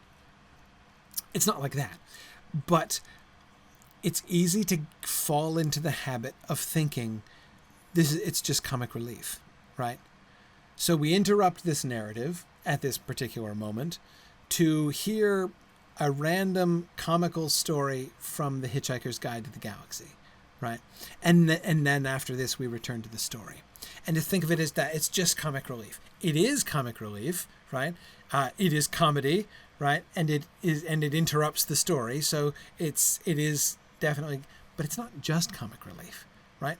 When we actually pay attention to what the story is about and look at it in the context of where it's placed in this story, we see it's very deeply relevant. It very closely echoes the situation that it's in. And the thing that it reminds me of is the clowns in Shakespeare's tragedies or comedies, right? Admit it. When you were reading Shakespeare in high school and you got to one of those random scenes, like you're following the plot of the play, and then there's this random scene in which nothing happens except these clowns come out and make jokes and then they leave. And it doesn't move the story forward at all, right? Nothing substantive has happened. They've just like made some jokes, and you're tempted to say, oh, it's just comic relief, right? That's just there to like make the groundlings laugh and keep them interested. Now we're back to the story, right? That's almost never the case, right? What the clowns do and the things that they talk about are almost always important. In fact, like often it's there that Shakespeare really kind of tips his hand and points to what's really important, right? They give us often those scenes with the fools, with the clowns in Shakespeare's plays can kind of point us towards what's important, what we should be paying attention to when we return back to the story. And I find, again, it's not an exact parallel, but again, this to me is a classic example of something that's really quite like that. So easy to dismiss the whole elaborate ballpoint pen joke as just a comic gag inserted into the story because Douglas Adams has no self-control, right? I mean, you can easily make that argument. I can imagine people making that argument, that he can't resist just throwing in another sort of long joke. But I find, when I look at it, that's not, in fact, how it operates. So again, where are we here? Where does the story leave us, the readers? Another example. This is Arthur and his new friend from Magrathea, right? Magrathea awakes. It's pretty good, right? As sentences go, first of all, it's real short. And we know Adams' love for long sentences, right? But think about that. That's another one of those sort of mythic statements, right? Magrathea awakes. Okay, right? So this planet, which has lain dormant for 5 million years, the legendary planet, the richest planet in the history of the galaxy, which has been asleep for 5 million years, is awakening, right? Big deal, right? It's like, ooh. Arthur shivered involuntarily as he seated himself next to the old man, right? Arthur feels it. The strangeness of it, the silent bobbing movement of the craft as it soared into the night sky, quite unsettled him. He looked at the old man, his face illuminated by the dull glow of tiny lights on the instrument panel. "Excuse me," he said to him. "What is your name, by the way?" "My name?" said the old man, and the same distant sadness came into his face again. He paused. "My name," he said, "is Slartibartfast." Arthur practically choked. "I beg your pardon?" he spluttered. "Slartibartfast," repeated the old man quietly. "Slartibartfast!" The old man looked at him gravely. "I said it wasn't important," he said. The air car sailed through the night. Yeah, the spluttering of Arthur is a really good cue for us there, James. He's done it again, right? We have this build-up. Magrathea awakes. Arthur shivering, right? His sense of the moment. Even that sentence, he looked at the old man, his face illuminated by the dull glow of tiny lights on the instrument panel, right? The old man that he meets, he is like the representative of Magrathea itself, right? It's like he is Magrathea awakening. In him we meet Magrathea personified, right? And again, the build-up. "My name," said the old man, and the same distant sadness came into his face again. What's going to come next, right? What will be revealed when he gives his name, right? What is the ancient sadness which is connected, which may perhaps be disclosed by the revelation of his name, right? The name of the old man who has lain asleep for 5 million years.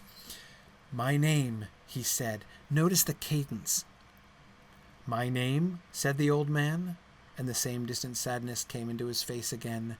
He paused. "My name," he said. That second "he said" is totally unnecessary. He paused, he said, right? It just builds up the tension, right? It builds up the suspense for the reveal. It gives us the impression just through the cadence of the sentence. It leads us to expect something significant, something great. "My name," he said, "is Slartibartfast."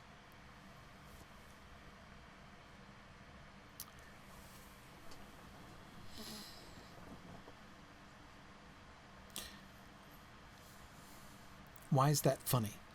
Why does Arthur choke? Why is he spluttering and choking?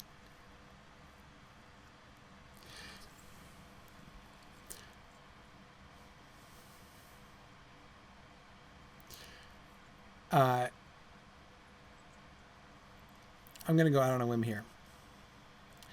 I rather doubt that had J.R.R. Tolkien lived to hear The Hitchhiker's Guide to the Galaxy radio broadcasts, I rather doubt that J.R.R. Tolkien would have enjoyed them very much. But I think that he would have laughed at that line. This strikes me as a very Tolkienian kind of joke. Tolkienian in the sense that the humor is almost entirely a phonoaesthetic humor. Is his name a rude word? No, not quite, right? Not exactly. This is why I was defending the Vogon poetry. Adams has a really good ear for nonsense words. He does a great job of capturing what he wants to capture just through the random, not the non-random, right, collocation of phonemes. He puts together a nonsense word that does something, right? Slartibartfast. And I'm not trying to be facetious. Of course, to an American, it would sound like Slarty. The A at the end would be the unpleasant American right? We'd have to say fast at the end. Slartibartfast. Slartibartfast is a little bit funny, but I think it's funnier if all three of the A's have the same sound, which is how it sounds when somebody English reads it. Slartibartfast. That strikes me as like the correct way that should be pronounced. Not only because, of course, Adams was himself English, but it sounds to me sort of more right. It's an exceptionally undignified name, Kimber. And it's the thing which is so amazing about it to me. He could have made any number of jokes here, right? Because remember, he's from Magrathea. He himself, in his conversation with Arthur in the next couple chapters, is going to emphasize how he's kind of out of touch with, modern culture, right? So Adams, could have named this character, if he just wanted a comical name, right? He could have named him like a reference that we would recognize that would be funny, right? Kind of like on Dameron, right? The island, which by a strange coincidence was named France. He could have made a joke like that, right? And it's just a coincidence, doesn't mean anything, right? So Slartibartfast's name could have been, anything, right? It could have been something sort of rude and scatological, explicitly, but it's not. Instead, it's just a collection of phonemes that don't mean anything, but sounds vaguely crude, right? I mean, it sounds like something vaguely scatological.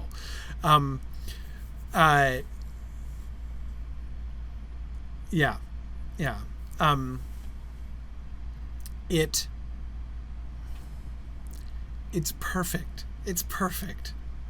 I just love that name.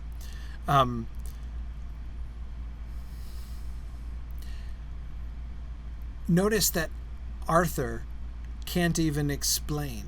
He can't even verbalize why he finds the name funny, right?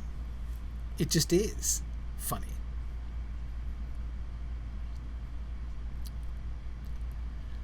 And then the punchline at the end. I said it wasn't important. Who's the joke on?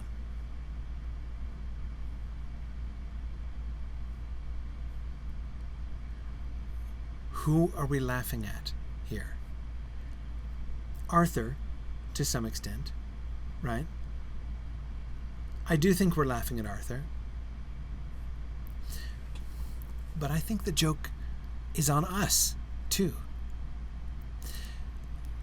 If we got suckered into expecting a really grand, impressive name or title, right?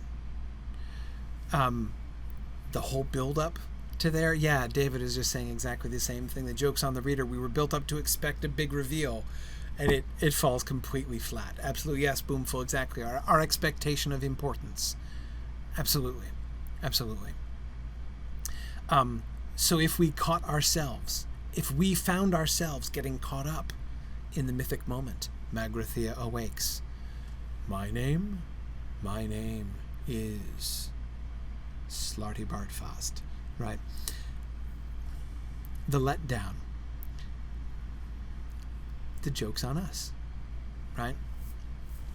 And I agree, Mike, kind of him a little bit too. It kind of makes it look, well, so like, what was that distant sadness about, right? We have no idea. Yeah. Patricia says, I fully expected him to be the essence of the planet. Yeah, that's what he's saying. He is Magrathea. He's like a personification, right? He is the representative Magrathean. Yeah. Yes, Evan, that's a wonderful, wonderful parallel. It is exactly, Monty Python makes exactly the same kind of joke in the Holy Grail, right? There are some who call me Tim, right? Exactly the same joke, except they take it in a different direction, right? In the direction that they do the same thing with the build-up, right? I am an enchanter, right? There are some who call me, and you expect a big reveal, right? And then instead you get a really common name. In fact, he's just telling them his nickname. There are some people who call me Tim, right?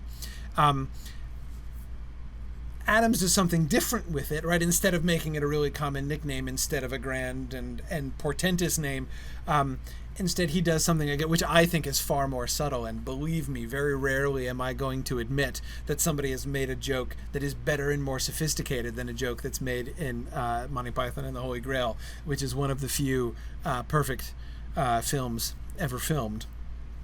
Of course, Princess Bride being one of the others. But anyway, but he does. His joke is better than the Tim the Enchanter joke. That's a simple joke, right? You expected something legendary and extraordinary, and I just instead tell you something totally commonplace, right? This is better than totally commonplace. Absurd, but absurd in a like intangible way, right?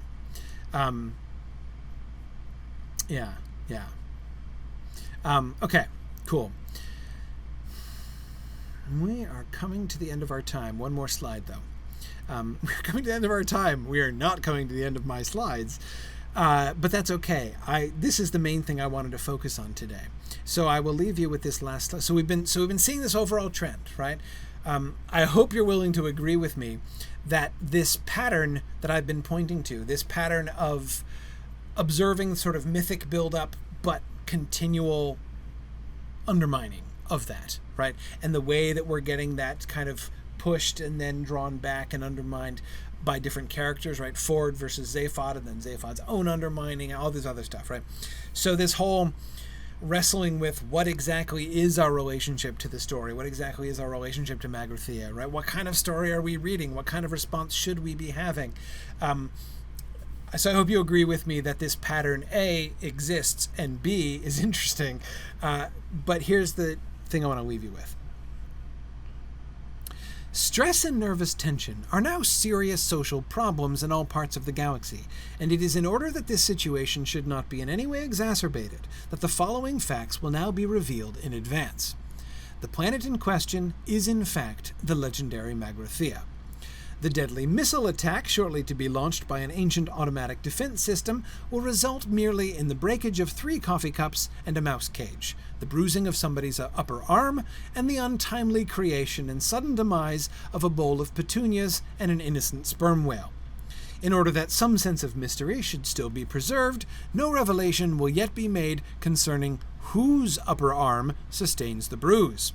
This fact may safely be made the subject of suspense, since it is of no significance whatsoever.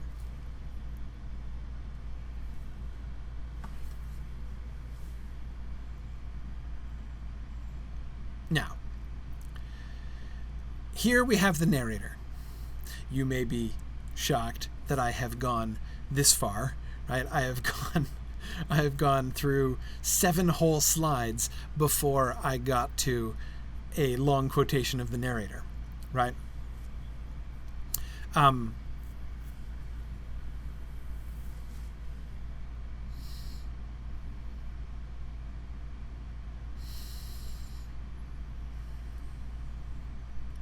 Good. So, Caden, you're absolutely right. We can see in this passage, where does this passage leave us with the mythic question, right? And you're seeing, Caden is seeing the way in which I see this as being relevant, right, to this theme that we've been looking at, this sort of pattern that I've been pointing to throughout our session here tonight. Adam, the suspense has been building up, right? We didn't know. This is the first time we're told for certain whether it is Magrathea or not, right? Who is right, Ford or Zaphod? Is Zaphod crazy? He's kind of crazy. Seems like he might be crazy, right? Trillian has a bad feeling about this. Is there a good reason for her to have a bad feeling about this, right? So does this planet have mythic significance or not? The suspense, the mystery, the intrigue, and now we're just told, right? Now the narrator is explicitly going out of his way to remove any possibility of suspense, right?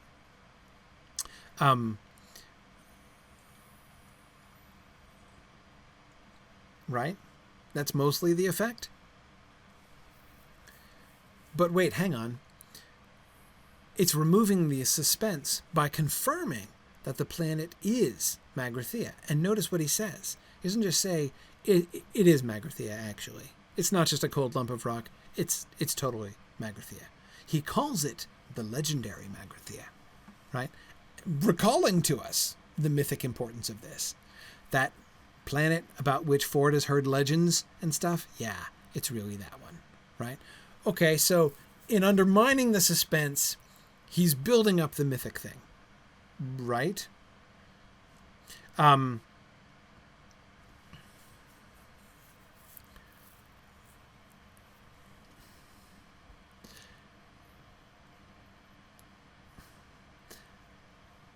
I agree. A couple of you are making the point. And yes, Jennifer, I too, when I was reading this, I too was thinking she does not get eaten by the eels at this time.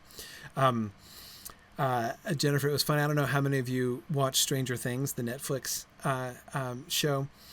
I ended up getting permission from my wife to watch it by myself when it came out because I was super excited and like binge watched it the first weekend, and she didn't have time free. So she gave me permission to watch it once by myself, which turned out to be useful because my wife hates surprises. She hates suspense. Mystery books are her favorite genre, and she reads the last chapter first every single time because she can't enjoy the story unless she knows what happens. She is completely anti-suspense. And so Jennifer, I made...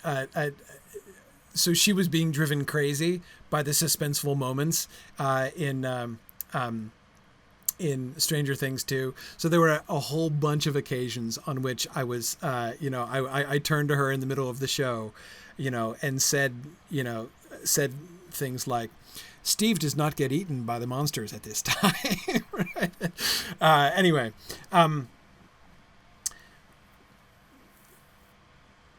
But you're right. At the same time that he brings this up and claims to be allaying stress and nervous tension, he's creating suspense, right? Notice the difference, right? The difference between she does not get eaten by the eels at this time, right? And the deadly missile attack, shortly to be launched by an ancient automatic defense system, right? This is a major difference, right?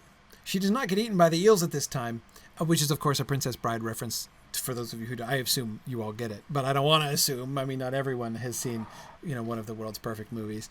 But anyhow, and of course, we did a whole Mythcard Academy session on both the book and the movie. So I know with a lot of people in this crowd, we've already talked about this. Anyhow, that's an interruption at the moment of suspense, right? As the eel is like plunging right towards Buttercup's head, the grandfather stops and says she doesn't get eaten by the eels at this time, right? It would have the same effect if the narrator interrupted while they're frantically trying to get away and pulling levers and breaking off levers and styrofoam peanuts are flying, right? If during that sequence, the narrator had interrupted to say, they do not get blown up by the missiles at this time, right? It would have that same effect. But it has a very different, if when Buttercup is just setting off in the boat, the narrator were to interrupt and say, I would like to reassure you that Buttercup does not get eaten, by the shrieking eels when she is thrown overboard, when she leaps overboard into the water, right? Now we're waiting for it to happen. The same thing here, right? I agree that it's the creation it's the creation of suspense, but not just suspense about the deadly missile attack, because he tells us, right, no one is going to be seriously harmed. But then there's the other questions that it raises, as several of you are pointing out, right? As Mike says, what about the petunias and the whale? How do those come in, right? Why do we care about the coffee cups in the mouse cage? Why are you even mentioning these things? In telling us that we're relaying mystery, right? Let there be no mystery of any kind. So I'm going to tell you exactly what happened. But of course, it's ironic, right? Because in telling us these things, he's creating mystery. Why do we care about the bruise on somebody's upper arm? No, wait, we're told we don't need to care about that, right? But we're not told that the breakage of the 3 coffee cups has no significance whatsoever. We're not told that the mouse cage breaking has no significance whatsoever, right? For a good reason, because it does have significance, right? We're not told that the demise of the bowl of petunias has no significance whatsoever, for a good reason, because it does, right? And the demise of the innocent sperm whale also has significance in that it's going to be their access point into Magrathea. So David, I agree. Just like confirming that the planet in question is the legendary Magrathea, as he seems to be undermining the whole thing, he's also building, right? We're being pushed, we're being prevented from getting caught up, right? And yet we're being encouraged to marvel, to wonder, to ask questions. Final question. Again, where's the narrator in this? Look at the tone the narrator is taking here. Stress and nervous tension are now serious social problems in all parts of the galaxy, and it is in order that this situation should not be in any way exacerbated that the following facts will now be revealed in advance. Even the passive voice there will now be revealed in advance is interesting. The way that the narrator... What does the passive voice do? It's usages like this that made your English teacher hate the passive voice and tell you never to use it, even though it's perfectly fine, and you have my permission to use it when it's appropriate.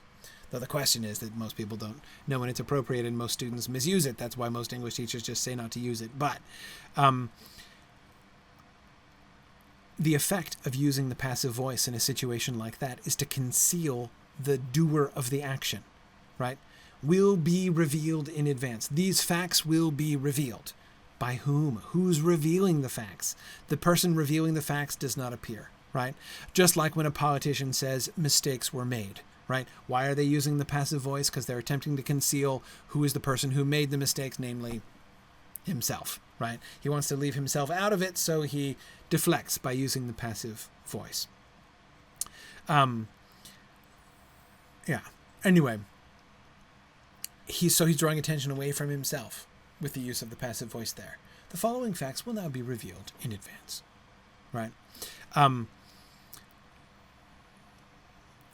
Tom, I agree. Tom McCarthy says it's like a magician's misdirection. Yes. The whole passage comes across like that, right? Whatever you do, don't look over here, right? So you look over there and don't see what he does with his other hand, right?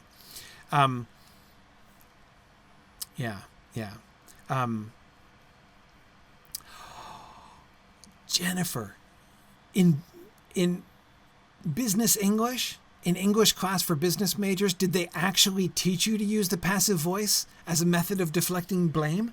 They actually taught you that? That is awesome. I mean, it's despicable, but it's great because that's like what it's actually, that's like a practical use. That's actually getting what the passive voice is for. That's wonderful. Yeah, that's great. Wonderful. You guys are making such excellent, careful observations here tonight. Mike, I agree. I agree with Mike that in this third paragraph here, one of the most interesting words as far as telling us something about the point of view of the narrator or the attitude of the narrator is the word innocent. To say that a sperm whale died might just be a reporting of fact, right? But the statement that the sperm whale in question was innocent is claiming a different level of knowledge, right? All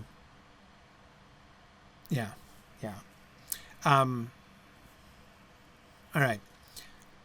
It's getting late, and I got to go. We'll come back to this. Maybe this slide, maybe not, but certainly this question of the narrator. What's the narrator doing? It is possible that I may end up having to add another week to this class, but that's okay. I don't regret it in the least bit. This was really fun. Thanks for joining me in some really up close reading here tonight. I hope you are fun being a cautious, careful, and in a sense resistant reader here, trying to figure out where we end up here. So I think we may end up doing another week, but we'll see. We'll see how far we get next time. Do finish the book for next time. We may or may not get to Life, the Universe, and Everything, the question and answer next time, but we might. So definitely do read through the end, and we'll see. So okay. So see you guys next year. See you on January 3rd for our next class, when we will continue to look at what this narrator is up to. So thanks everybody for joining me, and I will see you guys in a fortnight. Bye now. The Mythgard Academy has been offering in-depth discussions of awesome books and films since 2013, completely free to attend and free to download. If you've enjoyed our discussions and would like to help them continue, please consider donating at Signum